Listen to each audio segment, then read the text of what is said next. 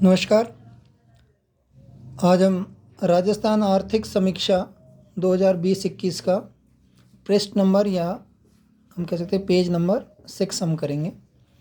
इसमें जो इम्पोर्टेंट है उन्हीं लाइंस को हम यहाँ पर कंसिडर करेंगे।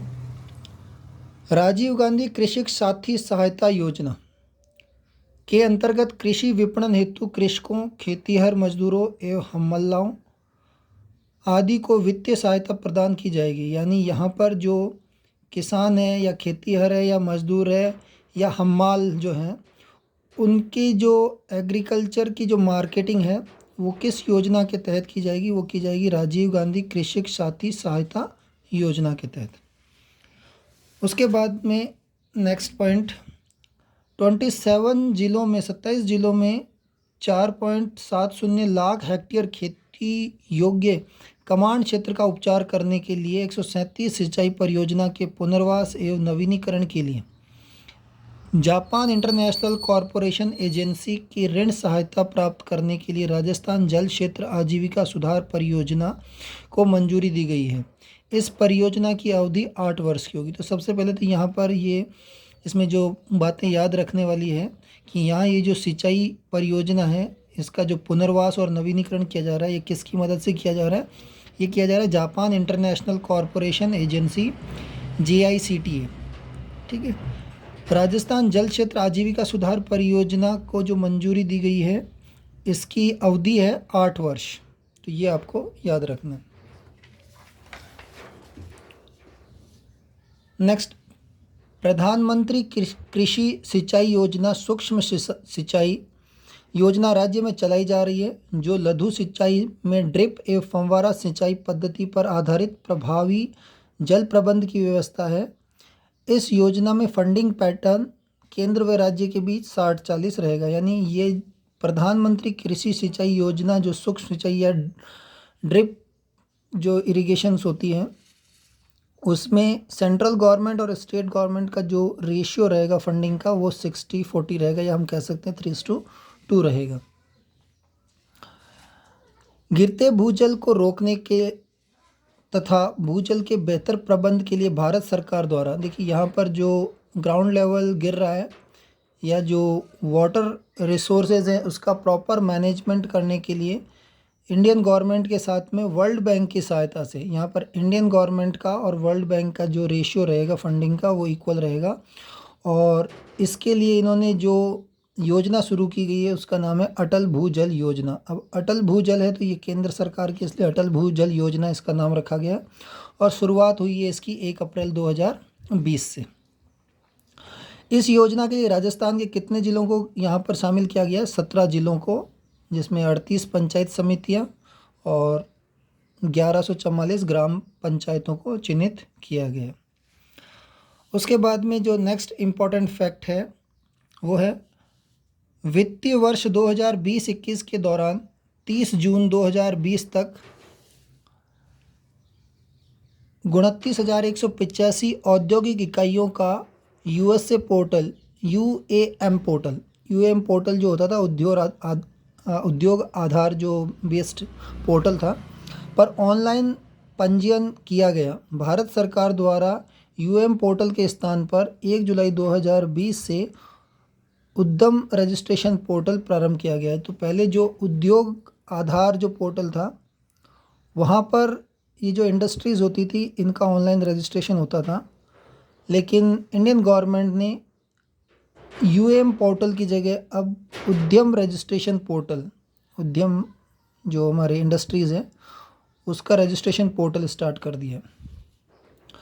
नेक्स्ट पॉइंट जो है, राजस्थान में विनिर्माण, सेवा एवं व्यापार क्षेत्र में नए उद्यम स्थापित करने तथा वर्तमान उद्यमों के विस्तार, आधुनिकीकरण, परिवर्तन के लिए वित्तीय संस्थानों के माध्यम से, यानी यहाँ पर जो स्टेट गवर्नमेंट है उसने यहाँ पर जो नए बिजनेस या जो नई इंडस्ट्रीज़ है या जो नए लगाने हों या जो प्रेजेंट में जो हमारे बिजनेसेस हों के विस्तार, आधुनिकीकरण उनका, यानी उनको एक्सपेंड करना, उनको मॉडर्नाइजेशन करना, उनको चेंज करना, उसके लिए जो फाइनेंस की रिक्वायरमेंट है वित्तीय संस्थानों के माध्यम से 10 करोड़ रुपए तक का ऋण उपलब्ध कराए जाने हेतु मुख्यमंत्री लघु उद्योग प्रोत्साहन योजना 13 दिसंबर 2019 से प्रारंभ की गई। तो यहाँ पर जो मुख्यमंत्री लघु उद्योग प्रोत्साहन योजना है उसके लिए 10 करोड़ का लोन दिया जा रहा है और ये कब से स्टार्ट हुई? ये 13 दिसंबर 2019 से प्रारंभ की गई।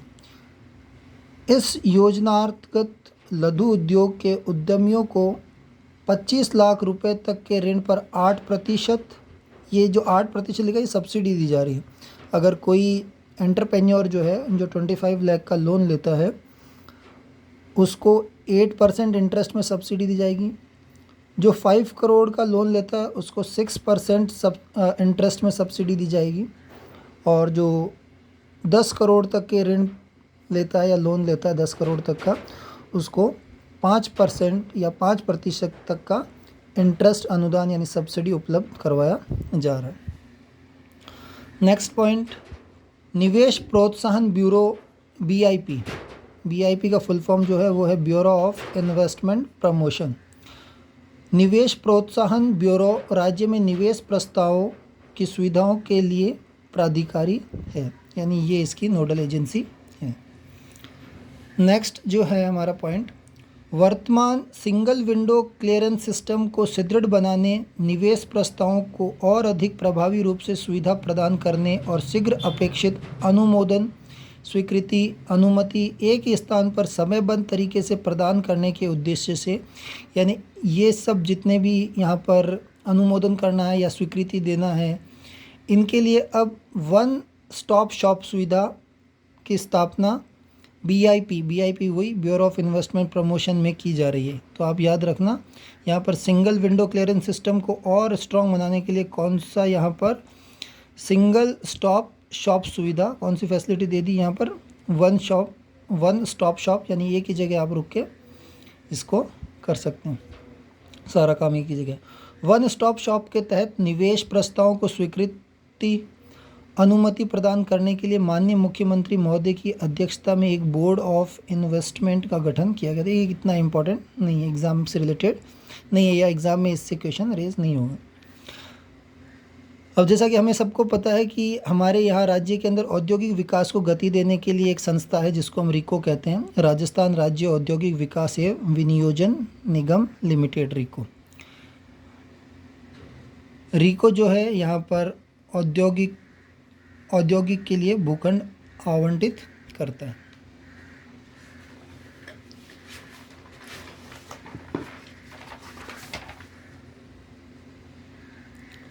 अब यहाँ पर हम आ गए निर्यात, यानी एक्सपोर्ट क्या क्या होता है राजस्थान से, उसमें जो इम्पोर्टेंट फैक्ट्स हैं।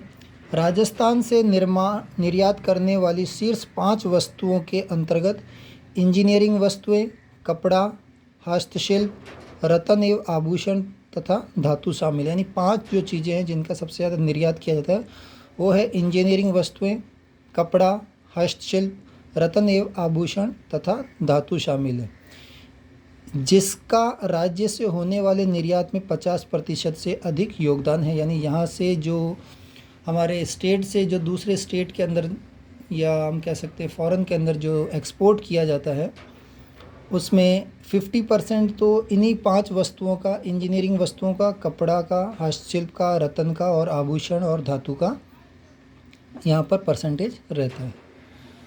नेक्स्ट, अब यहाँ पर ये जो पैराग्राफ लिखा हुआ है ये इतना इम्पोर्टेंट नहीं है, लेकिन एक बार आप इसकी रीडिंग लगा लेना। यहाँ विभिन्न प्रकार के 81 खनिजों के भंडार, यानी राजस्थान में 81 खनिजों के भंडार हैं, जिसमें से एट प्रेजेंट 57 खनिजों का उत्खनन किया जा रहा है। ठीक है, अब इसमें राजस्थान सीसा में भी नंबर 1 पे, जस्ता में, सेलेनाइट में, वॉलेस्टोनाइट के अंदर इनमें से टॉप पे है, चांदी के अंदर, कैल्साइट के अंदर, जिप्सम के अंदर, यहाँ पर भी इसमें टॉप में है राजस्थान, वॉल क्ले, फॉस्फोराइट, ओकर, फॉस्फोर, फायर क्ले, इन सब के अंदर भी ये राजस्थान टॉप में है। तो इस पैराग्राफ को आप पढ़ लीजिएगा। अच्छा, ये जो यहाँ पर लिखा है, वर्तमान में खनन पट्टों का आवंटन ई नीलामी बोली प्रक्रिया द्वारा किया जाता है। तो एग्ज़ाम में पूछ सकते हैं कि जो वर्तमान के अंदर खनन पट्टों का जो आवंटन किया जा रहा है वो किस प्रणाली के द्वारा किया जा रहा है या किस प्रक्रिया के द्वारा किया जा रहा है, तो वो है ई नीलामी।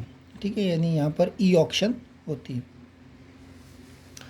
नेक्स्ट, राजस्थान राज्य खान एवं खनिज लिमिटेड RSMML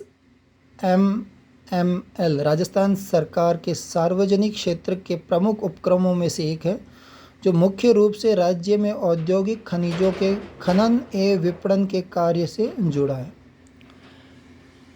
अब यहाँ पर इस कंपनी की बात की जा रही है, तो इस कंपनी के द्वारा स्टील अथॉरिटी ऑफ इंडिया के साथ हल्के सिलिका लाइमस्टोन आपूर्ति का दीर्घकालीन अनुबंध किया है। तो इसके साथ में सेल के साथ में यहाँ पर इन्होंने गवर्नमेंट ने टाई अप किया है या MOU किया है। फिर तेल और गैस की बात करते हैं। यहाँ से एक क्वेश्चन रेज हो सकता है क्योंकि आर्थिक समीक्षा है, लेटेस्ट फैक्ट्स हैं। भारत में कच्चे तेल में कुल उत्पादन यानी भारत का जो उत्पादन है वो 32 MMTPA है, जिसमें राज्य का योगदान कितना है, वो है 22 से 23% तक का। तो ये 22 से 23% कितना हो गया, ये हो गया 7 मिलियन मैट्रिक टन प्रति वर्ष, यानी 7 million metric ton per annum जो हो गया है। और सबसे टॉप पर जो है वो बॉम्बे हाई है, बॉम्बे हाई जो कि लगभग 40% योगदान देता है के बाद दूसरा सबसे बड़ा उत्पादक है। ठीक है, तो राजस्थान जो कच्चे तेल का उत्पादन करने में दूसरे नंबर पे है और यहाँ पर टोटल का 22 से 23% जो 7 मिलियन मैट्रिक टन प्रति वर्ष है। पेट्रोलियम एवं प्राकृतिक गैस मंत्रालय द्वारा तेल और गैस अन्वेषण हेतु नवीन हाइड्रोकार्बन अन्वेषण एवं लाइसेंसिंग नीति की खुला रकबा लाइसेंसिंग नीति चतुर्थ के अंतर्गत बीकानेर नागौर बेसिन के में एक नवीन ब्लॉक 2 जनवरी 2020 को आवंटित किया गया है। तो ये इम्पोर्टेंट काफ़ी बन जाता है यहाँ पर, क्योंकि यहाँ पर पेट्रोलियम और गैस मंत्रालय है उसने यहाँ पर अलॉटमेंट किया है कौन सी डेट को, 2 जनवरी 2020 को। और जो ये है ये कहाँ पर है, बीकानेर नागौर बेसिन के अंदर। तो ये पूछा जा सकता है, मुझे काफ़ी इम्पोर्टेंट लग रहा है ये। और राज्य सरकार द्वारा दिनांक 13 जुलाई 2020 को पेट्रोलियम अन्वेषण लाइसेंस जारी किया गया। तो यहाँ पर याद रखना जो नया लाइसेंस मिला है राजस्थान के अंदर वो किस बेसिन को मिला है, बीकानेर नागौर बेसिन को। फिर बात आ जाती है राज्य सरकार द्वारा दिनांक 19 अगस्त 2020 को अधिसूचना जारी कर 1 मई 2019 से न्यूनतम मजदूरी की दरों में अभिवृद्धि कर। अब 1 मई 2019 से राजस्थान गवर्नमेंट ने क्या किया है, जो हमारे मज़दूर हैं उनका जो न्यूनतम दर है उसको बढ़ाया है। तो अब ये बढ़ा के कितना कर दिया है, तो अकुशल जो मज़दूर है उसको 225 रुपये, यानी कैसा भी मज़दूर हो कम से कम 225 रुपये तो उसको मिलेंगे ही मिलेंगे। अर्धकुशल को 237 रुपये, कुशल जो है यानी स्किल्ड जो लेबर है उसको 249 रुपीज़ और जो हाईली स्किल्ड है उसको 299। यानी हम कह सकते हैं कि कम से कम जो मजदूरी दर है वो 225 रुपये है और अधिकतम 299, यानी 300 पूरे नहीं है, 1 रुपया कम है। यहाँ 250 पूरे नहीं है, 1 रुपया कम है। ठीक है, और 225 से शुरू हो रहा है। अर्धकुशल का आप याद रख लीजिएगा 237।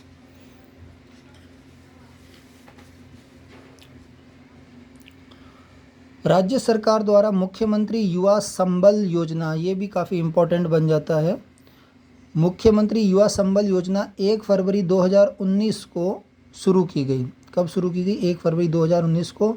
इस योजना के तहत बेरोजगारी भत्ता 3000 रुपये पुरुषों के लिए तथा 3500 महिलाओं, ट्रांसजेंडर और दिव्यांगजनों के पात्र बेरोजगार युवाओं को प्रति माह अधिकतम 2 वर्ष और या फिर पहले अगर रोजगार मिल जाता है तो वहाँ तक सीमित है। तो याद रखना मुख्यमंत्री युवा संबल योजना 1 फरवरी 2019 से शुरू हुई। इसमें बेरोजगार जो पुरुष हैं उनको 3000 रुपये महीना और जो महिलाएं या ट्रांसजेंडर या दिव्यांगजनों को जो है वो 3500 रुपये दिया जाएगा। यहाँ पर मेल को 3000 दिया जा रहा है, फीमेल को 3500 रुपये दिए जा रहे हैं। ये थोड़ा सा यहाँ भेदभाव हुआ है। जब पूरा हिंदुस्तान महिलाओं और पुरुषों को एक समान अधिकार देने की बात कर रहा था, तो यहाँ पर पुरुषों को भी या तो 35 रुपये मिलने चाहिए थे या फिर महिलाओं को भी 3,000 रुपये। यानी मेरा कहने का मतलब ये है कि बराबर होता तो ज़्यादा अच्छा लगता। बाकी गवर्नमेंट का अपना सोचने का तरीका है, जो उनका डिसीजन है। नेक्स्ट, राज्य में मार्च 2020 तक ऊर्जा की अधिष्ठापित क्षमता 21,176 मेगावाट थी। अब इसमें इंक्रीज़ हो गया 660, तो ये टोटल हो गई है 21,836। तो ये इतना इम्पोर्टेंट नहीं है।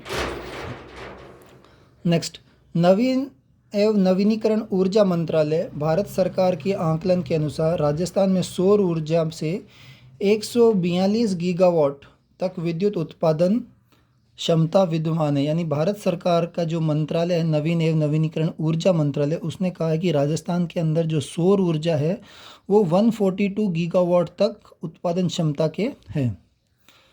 तो ये आपको याद रखना है, 142 गीगावाट क्षमता, ये सौर ऊर्जा की बात कर रहा है। और कौन सा मंत्रालय कर रहा है? नवीन एवं नवीनीकरण ऊर्जा मंत्रालय, भारत सरकार। इसके बाद में ये इतना इम्पोर्टेंट नहीं है, अगर आपको लगता है तो आप इसको वीडियो को पॉज करके इसको पढ़ सकते हैं। नेक्स्ट, वर्ष 2019-20 की बजट घोषणा के अनुसार आगामी 5 वर्षों में प्रत्येक ग्राम पंचायत में वॉल टू वॉल विकास, अच्छा ये जो हम पॉइंट कर रहे हैं, ये कर रहे हैं सड़क एवं परिवहन के तहत।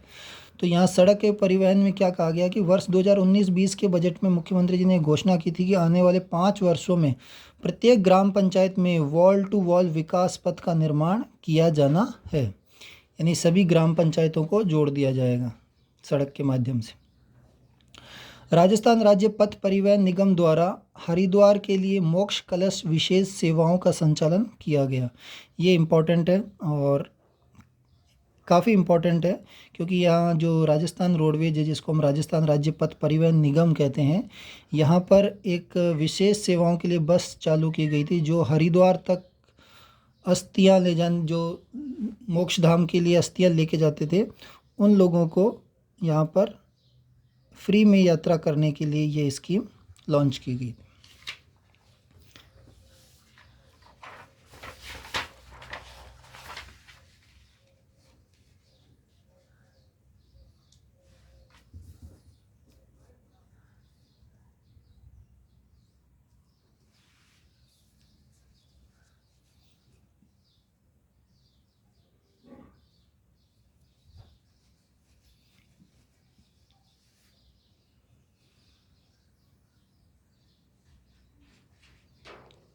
नेक्स्ट, अब जो हेडिंग है वो है ग्रामीण विकास एवं पंचायती राज। प्रधानमंत्री आवास योजना ग्रामीण का शुभारंभ दिनांक 20 नवंबर 2016 को किया गया था। योजना अंतर्गत लाभार्थी का चयन सामाजिक, आर्थिक एवं जाति आधारित जनगणना 2011 के समंकों के आधार पर किया गया। इस योजना के अंतर्गत प्रत्येक लाभार्थी को 1,20,000 की वित्तीय सहायता राशि दी है। यानी जो प्रधानमंत्री आवास योजना शुरू की गई थी 20 नवंबर 2016 से, तो इसके अंदर किसका चयन किया जाएगा, इसके लिए जो बेस बनाया था वो बनाया था यहाँ पर इन्होंने सामाजिक, आर्थिक एवं जाति आधारित जनगणना 2011 को, जिसके अंदर जो लाभार्थी होंगे उनको 1,20,000 रुपये की वित्तीय सहायता दी जाएगी। केंद्र सरकार ने प्रवासी मजदूरों के लिए, यहाँ पर राज्य सरकार की बात नहीं हो रही, केंद्र सरकार की बात हो रही, केंद्र सरकार ने प्रवासी मजदूरों के लिए रोजगार और स्वच्छता की सुविधा प्रदान करने के लिए गरीब कल्याण रोजगार अभियान शुरू किया गया। राज्य ने सामुदायिक स्वच्छता परिसरों, अब यहाँ पर राज्य की बात आ गई, राज्य ने सामुदायिक स्वच्छता परिसरों के निर्माण के लक्ष्य के विरुद्ध 70% प्रगति प्राप्त की है। इस योजना में तीसरा स्थान, तो यानी हम कह सकते हैं कि जो हमारा स्टेट है राजस्थान, इसको यहाँ पर तीसरा स्थान हासिल हुआ है। किसके अंदर? सामुदायिक स्वच्छता परिसरों के निर्माण के अंदर। इस योजना में तीसरा स्थान प्राप्त करने के लिए जल शक्ति मंत्रालय द्वारा राज्य को पुरस्कृत किया गया। तो यहाँ पर याद रखिएगा राजस्थान का कौन सा नंबर है? तीसरा नंबर है या तीसरा स्थान पे है। किसके अंदर? सामुदायिक स्वच्छता परिसरों के निर्माण के तहत। नेक्स्ट आता है राज्य के क्षेत्रीय क्षेत्र में कुल जनसंख्या का 1/4 हिस्सा, जैसे हमने कल के वीडियो में बात की थी कि 74.9 जो है वो गांव के अंदर जनसंख्या निवास करती है, तो बाकी जो 24% या हम कह सकते हैं कि 25.1% जो है वो अर्बन एरियाज़ के अंदर रहते हैं। शहरी आबादी के संदर्भ में, अच्छा अब यहाँ पर सबसे ज़्यादा जो शहरी आबादी है, अगर हम बिना पढ़े जाएंगे तो हमारे पास में जब ऑप्शन आएंगे तो हम जयपुर ही लिखेंगे, लेकिन जयपुर सबसे शहरी आबादी वाला ज़िला नहीं है। वो कौन सा ज़िला है? वो है कोटा। तो शहरी आबादी के संदर्भ में राजस्थान में कोटा 60.31%, उसके बाद में जयपुर 52.40%, उसके बाद में नंबर आता है अजमेर का, और उसके बाद में आता है जोधपुर का, और उसके बाद में बीकानेर का। तो सबसे नंबर 1 पे कौन सा है? कोटा। उसके बाद सेकंड नंबर पे है जयपुर, और जोधपुर थर्ड पे नहीं है, जोधपुर फोर्थ पे, थर्ड पे कौन सा है? अजमेर है। सबसे अधिक शहरी आबादी वाले ज़िले हैं। अब जो सबसे कम की बात करें तो सबसे कम कौन सा है? डूंगरपुर, उसके बाद बाड़मेर, बांसवाड़ा और प्रतापगढ़। या हम कह सकते हैं सबसे एंड में किसका नंबर है? डूंगरपुर का। तो ये टॉप 4 और लास्ट 4 आप ज़रूर याद कर लीजिएगा, एग्ज़ाम में आ सकता है। उसके बाद में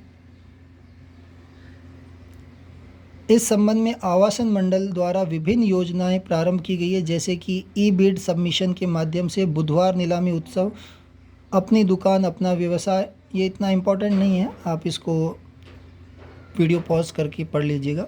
ये ज़रूर ध्यान रख लीजिएगा जो कोचिंग हब बना है वो कहाँ बना है? जयपुर में बना है। और एक और इम्पॉर्टेंट जो सिटी पार्क है वो मानसरोवर जयपुर में बना है, ये भी आप याद रखिएगा। उसके बाद में आता है राजस्थान आवासन मंडल द्वारा ई बिड मतलब ऑनलाइन जो बिडिंग होती है, सबमिशन के माध्यम से बुधवार नीलामी उत्सव के अंतर्गत 50% तक की छूट के साथ 156 मासिक किस्तों में आवास क्रय करने की अनूठी योजना। यानी यहाँ पर आप अगर आवास क्रय करते हैं तो उसका जो भुगतान है वो 156 मासिक किस्तों में आप दे सकते हैं। और इस योजना का जो नाम दिया गया है वो है 10% दीजिए गृह प्रवेश कीजिए, प्रारंभ की गई है। तो यहाँ जो रेट ऑफ इंटरेस्ट है वो कितनी हो जाएगी? 10%। किसमें? आवासन मंडल के अंदर, या जो आप रेजिडेंशियल जो गवर्नमेंट की स्कीम्स होती है उसके तहत। नेक्स्ट, राज्य में स्टार्टअप क्षेत्र को गति प्रदान करने की राज्य सरकार की वचनबद्धता के अंतर्गत अनेक नवाचारों को लागू किया गया है। आई स्टार्ट पोर्टल, देखिए यहाँ स्टार्टअप के लिए जो गवर्नमेंट ने यहाँ पर स्टार्टअप के लिए जो पोर्टल क्रिएट किया है उसका नाम है iStartRajasthan.gov.in। ये सिंगल विंडो के तहत है। जयपुर, कोटा, उदयपुर के बाद की भी राज्य के स्टार्टअप के लिए उपलब्ध है। जोधपुर, अजमेर, भरतपुर और बीकानेर में नए इंक्यूबेटर सेंटर खोलने का कार्य प्रगति पर है। तो याद रखना, इंक्यूबेटर सेंटर कहाँ खोले जा रहे हैं? जोधपुर, अजमेर, भरतपुर और बीकानेर के अंदर। राजस्थान संपर्क पोर्टल को केंद्रीकृत शिकायत निवारण मंच के रूप में तैयार किया गया। मतलब कोई भी अगर शिकायत भारत सरकार के किसी भी राज्य सरकार के किसी भी डिपार्टमेंट के शिकायत करनी है तो उसके लिए जो एक सेंट्रलाइज इन्होंने पोर्टल बनाया है वो है राजस्थान संपर्क पोर्टल। उसके बाद राजस्थान संपर्क पोर्टल के साथ वास्तविकता तथा जांच मॉड्यूल व स्वत वातावरण प्रणाली को जोड़ा गया है। मुख्यमंत्री हेल्पलाइन, ये इतना इंपॉर्टेंट है, लेकिन जो मुख्यमंत्री हेल्पलाइन के लिए नया टोल फ्री नंबर दिया है 181, ये ज़रूर याद रखिएगा, ये इम्पोर्टेंट है।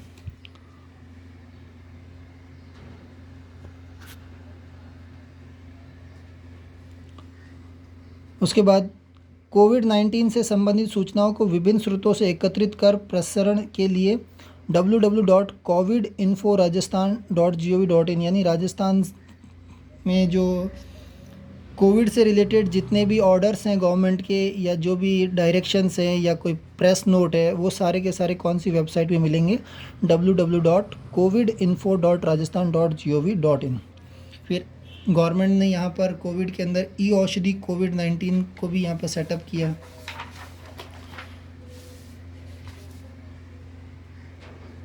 एक कोविड के लिए इन्होंने इन्फॉर्मेशन कोविड की इन्फॉर्मेशन देने के लिए राजस्थान गवर्नमेंट ने एक ऐप भी बनाया जिसका नाम है the Raj dash Covid info app. फिर बात आती है राजस्थान जन आधार योजना की। ये बहुत इंपॉर्टेंट है। एक नंबर, एक कार्ड, एक पहचान। यहाँ पर जहाँ तक मुझे लग रहा है, यहाँ पर क्वेश्चन के अंदर जो ऑप्शन दिए जाएंगे वो कहीं पहले नंबर लिख दिया जाएगा, कहीं कार्ड लिख दिया जाएगा, कहीं पहचान पहले लिख दिया जाएगा, नंबर बाद में लिख दिया जाएगा। इसलिए आपको याद रखना है एक नंबर एक कार्ड, यानी पहले आएगा नंबर और उसके बाद में कार्ड। ऐसा नहीं कि आपने कार्ड लिया और उस पर नंबर, पहले नंबर उसके बाद में आपको कार्ड मिलेगा। ये सिर्फ एक याद रखने का तरीका है, तो इसको ज़रूर याद रखिएगा। एक नंबर एक कार्ड एक पहचान के उद्देश्य को पूरा करने के लिए माननीय मुख्यमंत्री द्वारा राजस्थान जन आधार योजना लागू करने की घोषणा परिवर्तित बजट भाषण 2019-20 में की गई। ठीक है, 18 दिसंबर 2019 से ही राजस्थान जन आधार प्राधिकरण अधिनियम 2020 प्रदेश में प्रभावी हो चुका है। तो ये जो जन आधार प्राधिकरण अधिनियम 2020 है, ये 18 दिसंबर 2019 से ही राजस्थान में लागू हो गया। फिर दिनांक 9 सितंबर 2020 को जारी अधिसूचना के द्वारा नवीन पर्यटन नीति राजस्थान पर्यटन नीति 2020 को लागू किया गया। ये सभी को पता है कि राजस्थान के अंदर जो टूरिस्ट पॉलिसी है वो नई 2020 के अंदर सेटअप हुई है। वंदे भारत मिशन, ये जो कोविड के अंदर जो बाहर फंसे हुए थे हमारे देश के, जो या हम बोल सकते हैं NRI जिसको बोलते हैं, नॉन रेजिडेंशियल इंडियन जो होते हैं, उनको निकालने के लिए, वहाँ से लाने के लिए एक वंदे भारत मिशन चलाया गया था, जो कब से शुरू हुआ था 22 मई 2020 से 31 दिसंबर 2020। मुझे लगता नहीं यहाँ से क्वेश्चन आएगा, फिर भी एक बार आप पढ़ लीजिएगा।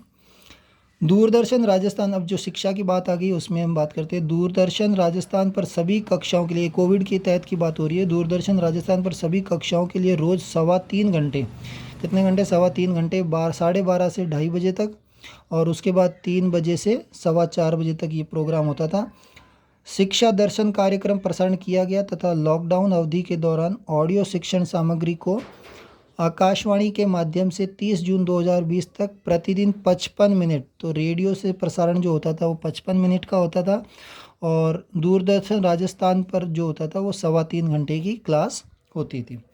तो ये सब आपको याद रखना है। इसके जो नेक्स्ट हमने आज जो पेज नंबर कवर कर लिए हैं वो 6 to 12 कर लिए हैं। इसके आगे के पेज हम नेक्स्ट वीडियो के अंदर कवर करेंगे। धन्यवाद।